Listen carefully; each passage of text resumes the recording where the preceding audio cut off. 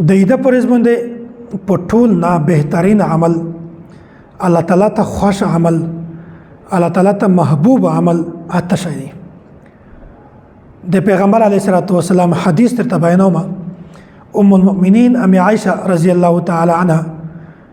د پیغمبر علیه الصلاۃ والسلام دا روایت بیانوي چې قال رسول الله صلی الله علیه وسلم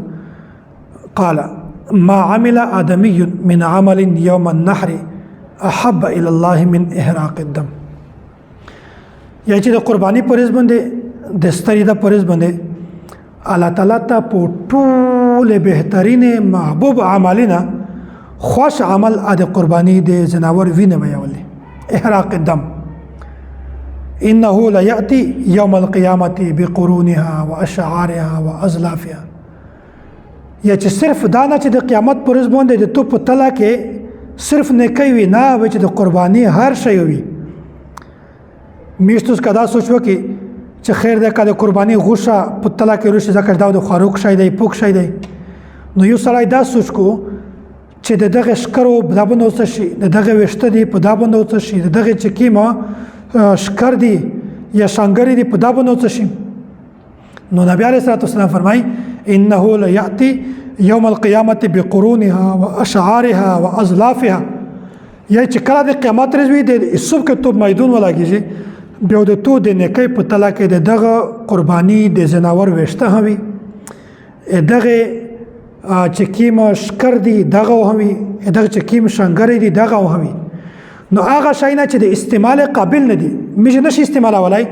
هغه وخت قیامت پر زبندې د نیکي په تلا کوي نو هغه شاینا چې مې استعمالوي نو هغه په طریقه اولاد نیکي په تلا کوي بیا مکه نبی علیه السلام فرمایي وان الدم يقع من الله بمكان قبل ان يقع من الارض یای چې دا قربانی ته الله تعالی د قبولیت شرف ولته حاصلوي چې کله ته قربانی باندې چوړر تیرا کې هغه وینن زکات نه وی رسیدلی په نامه کې مکه دا غزنور د تو الله تعالی قبول کو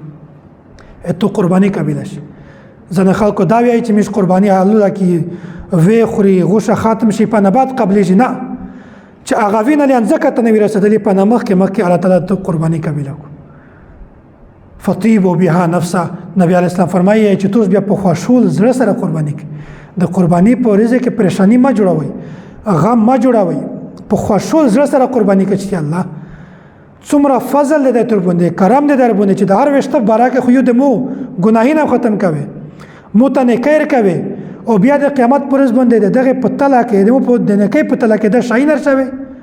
څومره د الله تعالی فضل دی څومره کرم دی څومره احسان دی نو میشتو ستا پچاردو چې د ستړي د پرز باندې په ټول نه محبوب په ټول نه خوش عمل هغه دا وګڼي